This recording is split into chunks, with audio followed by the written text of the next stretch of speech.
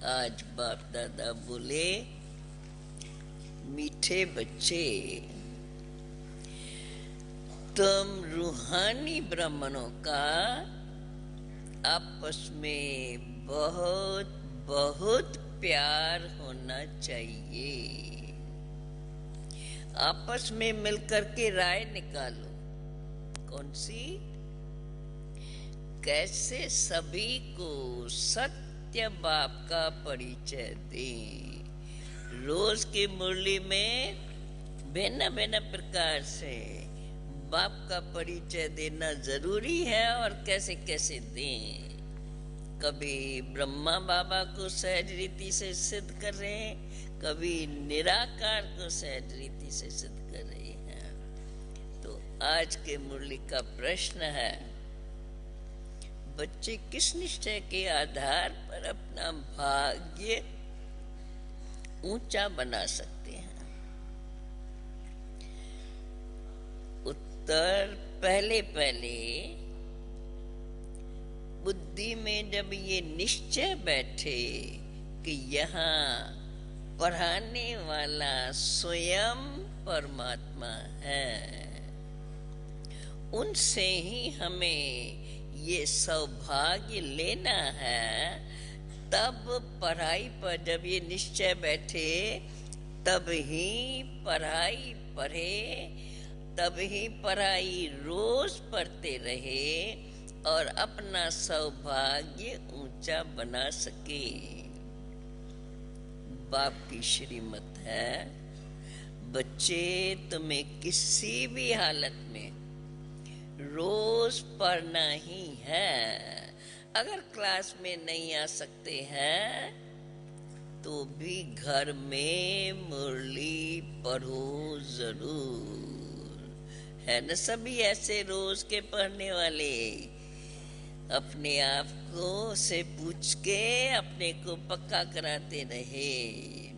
मुरली का गीत है, तू प्यार का सागर है, तेरी इस बूंद के प्यासे हम। बाबा कहते हैं, आत्माएं अर्थात बच्चे जान गए हैं कि हम आत्मा बिंदी मिसल है, एक स्टार के सदृश है। लेकिन जो आत्मा है वो सेल्फ के बाप को कैसे रियलाइज करे? दुनिया में कोई भी न अपने को न बाप को ही जानते हैं। बाबा कहते, तुम बच्चे जानते हो अभी कि हम आत्मा बिंदी मिसल है। कितनी छोटी है। जैसे हम आत्मा बिंदी मिसल है, बाप भी इतना ही छोटा है।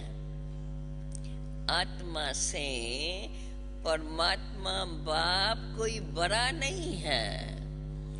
शरीर तो छोटा बड़ा होता है। अब तो बाबा कहते, तुम तो अभी शिव बाबा के याद में बैठे हो। भल कोई यह भी जान जाए आत्मा छोटी बिंदी है, परंतु उसमें 84 जन्मों का पाठ भरा हुआ है। ये तो बड़ा वंडर है ना।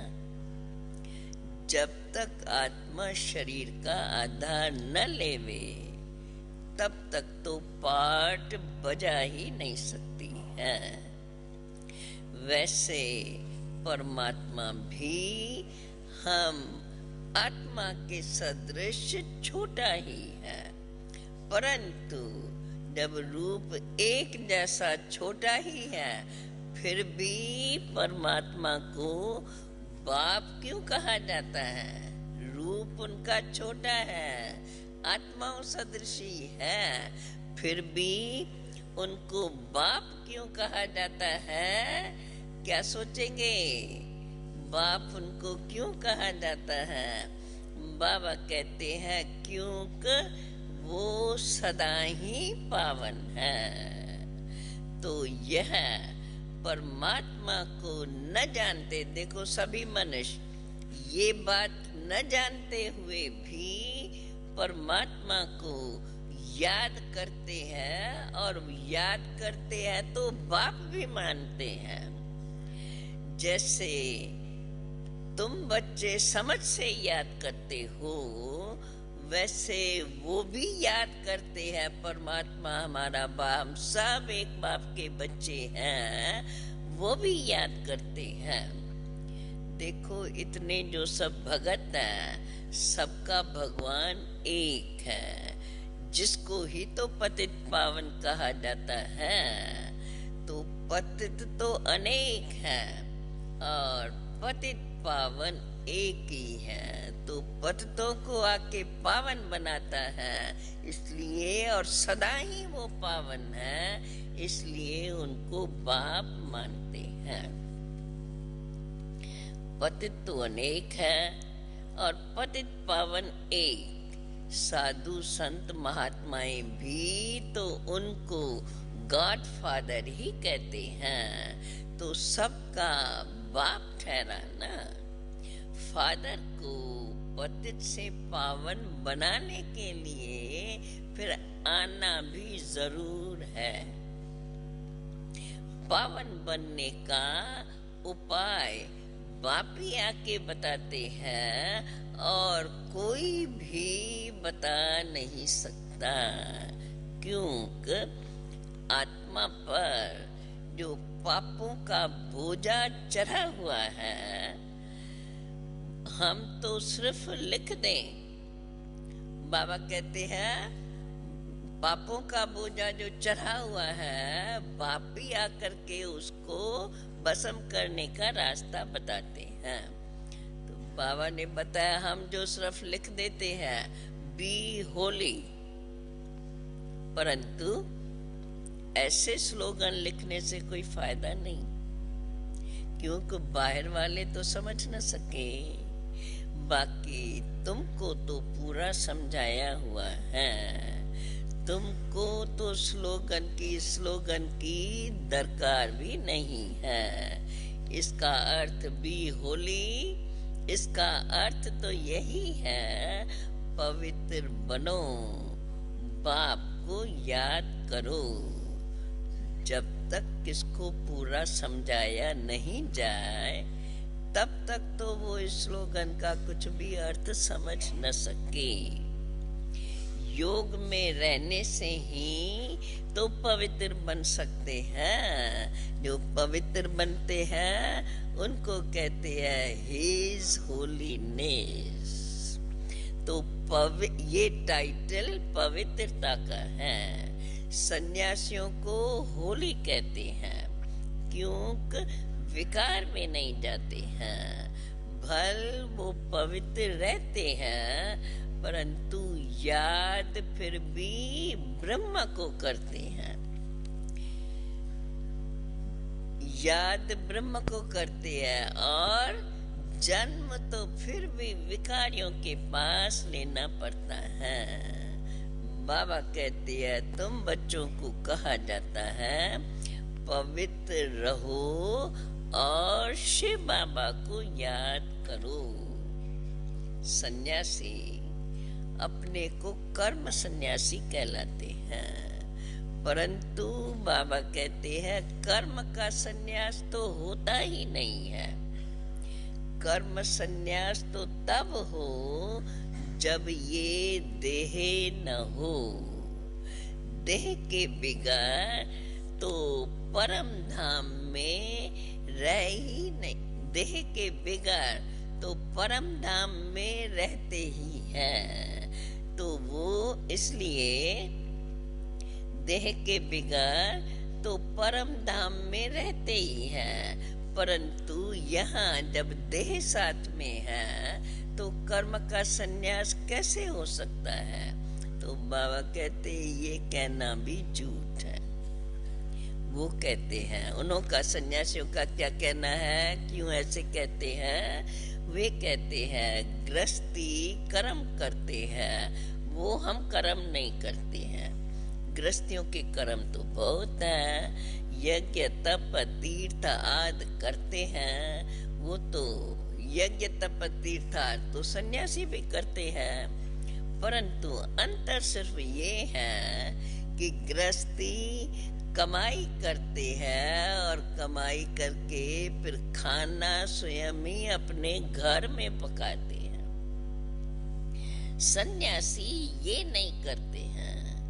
जब बाप आए हैं तब उनसे सन्यासी ये नहीं करते। घर में सन्यासी अपने हाथ से खाना न पकाते हैं न कमाते हैं। तो बाबा कहते हैं जब बाप आते हैं तब तो उनसे कोई मिल नहीं सकते, क्योंकि वो जानते नहीं। जब तक बाप न आए तब तक तो पावन दुनिया स्थापन भी हो नहीं सकती। इसलिए बाप को सृष्टि पर आना है जरूर। बाबा कहते हैं देखो कितना समझाते हैं, फिर भी समझते नहीं हैं।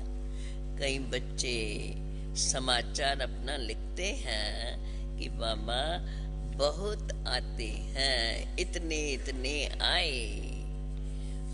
बाबा कहते हैं चलो इतने इतने आए, कितने आकर के अपना सौभाग्य लेते हैं वो अभी देखेंगे। आते तो बहुत हैं, परंतु बुद्धि में ये नहीं बैठता है कि इन्हों को ये सब सिखाने वाला पढ़ाने वाला कोई परम पिता परमात्मा है, हमको उन्हों से सौभाग्य लेना है।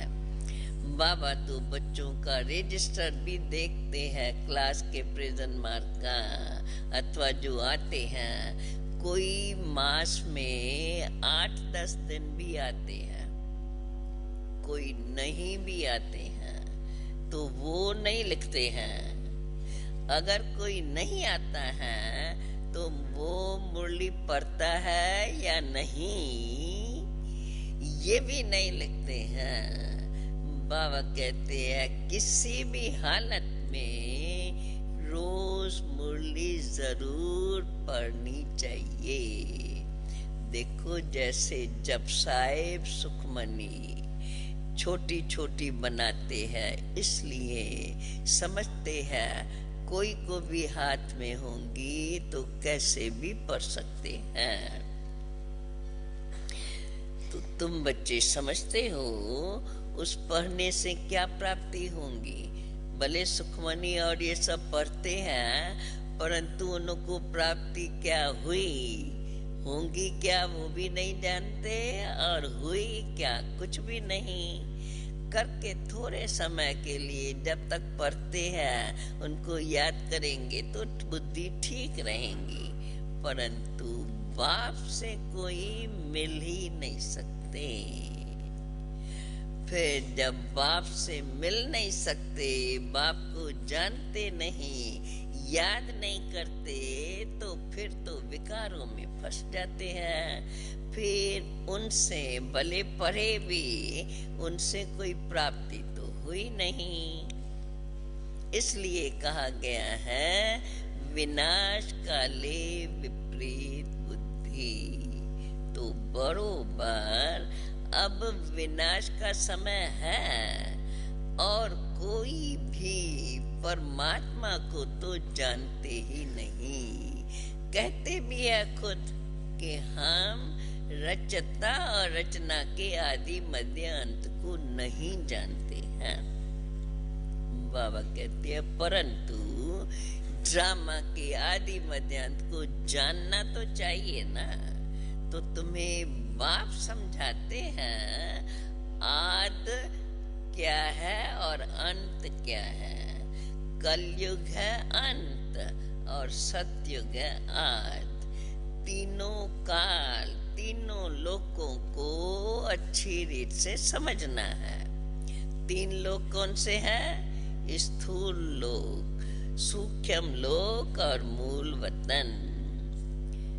मनुष्य तो कह देते हैं कि ये शास्त्रार्थ सब अनादि है, परंतु बाप समझाते हैं जब से रावण राज शुरू होता है तो ये शास्त्र आदि भक्ति मार्ग भी शुरू होता है। तो द्वापर युग तो हो गया मध्य, शुरू से ही नहीं होते हैं परंतु ये मध्य में शुरू होते हैं। आधा कल्प तो सतयुग है और आधा कल्प है कलयुग। आधा आधा का हिसाब पूरा पूरा बना हुआ है। तो जो मध्य में आते हैं वे पूरा इन बातों को जान नहीं सकते, क्योंकि वे तो कल्प की आयु ही लाखों वर्ष कह देते हैं। कहना चाहिए बाबा हम बच्चों को उनसे क्या क्या बात करो, कैसे कैसे, अभी 2-3 दिन से हम ये सुनते आ रहे हैं ना। तो बाबा कहते हैं उनको कहना चाहिए पहले बाप को जानो। देखो इतने सब ब्रह्मा कुमार ब्रह्मा कुमारियां बने हैं तो जरूर बाप भी तो होगा ना। तो पहले बाप को जानो तभी तुम उनसे वर्षा ले सकते हो। तो बाबा कहते हैं कोई भी आते हैं पूछो कहाँ आए हो, कहते हैं ब्रह्मा कुमारियों के पास। तुम विचार करो इतने ब्रह्मा कुमार ब्रह्मा कुमारियां हैं तो जरूर ब्रह्मा बाप भी तो होगा। कितने सेंटर्स हैं, अनेकानेक ब्रह्मा कुमार ब्रह्मा कुमारियां हैं। भला इतने बच्चे एक बाप को कैसे हो सकते हैं? लिखा हुआ है प्रजापिता ब्रह्मा। तो इतने ब्रह्मा कुमार कुमारियां प्रजापिता ब्रह्मा के हैं। बाबा कहते बच्चे ऐसे ऐसे समझा करके उनको खड़ा करना चाहिए। फिर और आगे फिर भला ख्याल करो प्रजापिता ब्रह्मा किसका बच्चा? गाया हुआ जो है प्रजापिता ब्रह्मा वो किसका बच्चा? इतने बच्चे रचना, इतने बच्चे, ये सारी रचना तो वास्तव में परमात्मा का ही काम है। इसलिए परमात्मा को भी आना तो होगा ना। गाया हुआ है तुम माता पिता हम बालक तेरे। तो ब्रह्मा हो गया बाप। परमात्मा सब बच्चों को पैदा करते, सब बच्चे परमात्मा के हैं, परंतु उनको पैदा करने वाला कौन? फिर से ऐसा बाप का बनाने वाला कौन? बाबा कहते हैं उनको इस प्रकार से समझाओ। देखो गाया जाता है तुम माता पिता हम बालक तेरे। तो बाप ब्रह्मा कुमार ब्रह्मा कुमारियों का बाप हो गया ब्रह्मा। तो परमात्मा ब्रह्मा के द्वारा आकर के ये सारी रचना रचते हैं, कन्वर्ट करते हैं, एडॉप्ट करते हैं। किस लिए? वर्षा देने के लिए आकर के बच्चों को पावन बनाते हैं। कैसे पावन बनाते हैं? याद से। बाप कहते हैं बच्चे सभी धर्मों को भूल करके माम एकम याद करो। वैसे सभी बुलाते तो है ही। मैं नॉलेजफुल, ब्लिसफुल, लिबरेटर, गाइड हूँ। बाप अपना परिचय दे रहे हैं। सभी मुझे बाप को बुलाते ही हैं क्योंकि मैं ही नॉलेजफुल, ब्लिसफुल, लिबरेटर, गाइड हूँ। तो मैं ही फिर उन सबको सुखधाम में ले जाता हूँ। अब सुख कहाँ है? सुख है सुखधाम में। अब बाप आते हैं शांति धाम में ले जाते हैं और फिर आते हैं सुखधाम में। बाबा कहते हैं ये बातें सब याद करनी है। तो रोज रोज बाप तुमको ये समझाते रहते हैं, कैसे जाकर के औरों को समझाते रहो।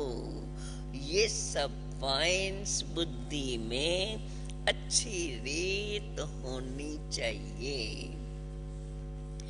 जब किसको समझाओ तभी तो वो आकर के बाप से वर्षा लेंगे।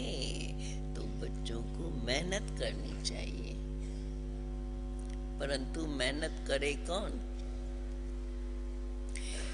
इसलिए बाप बच्चों को खड़ा कर रहे हैं। फिर तुम बच्चों को औरों को भी खड़ा करना चाहिए और सर्विस के लिए फिर प्लान्स बनाए देने चाहिए।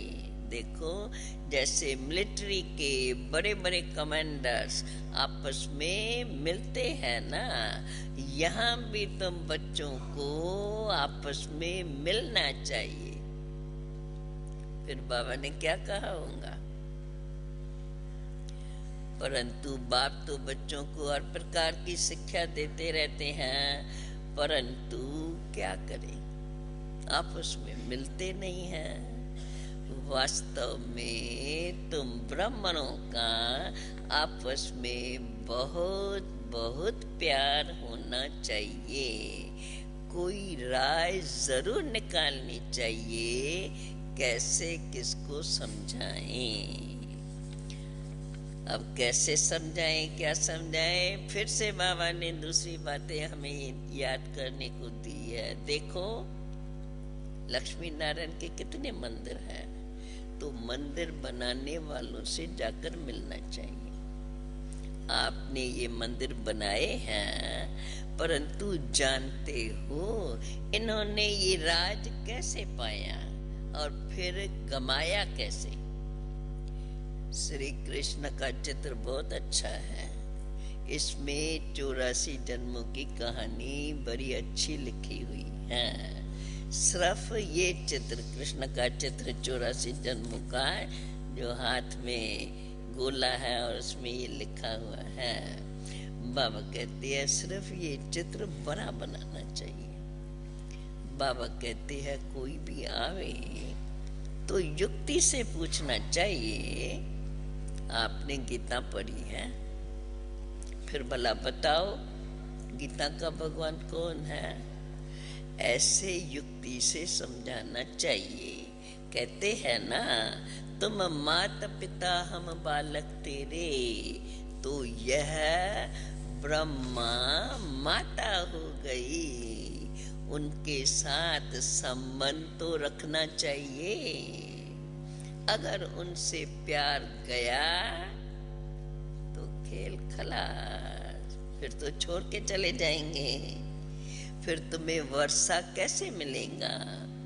अब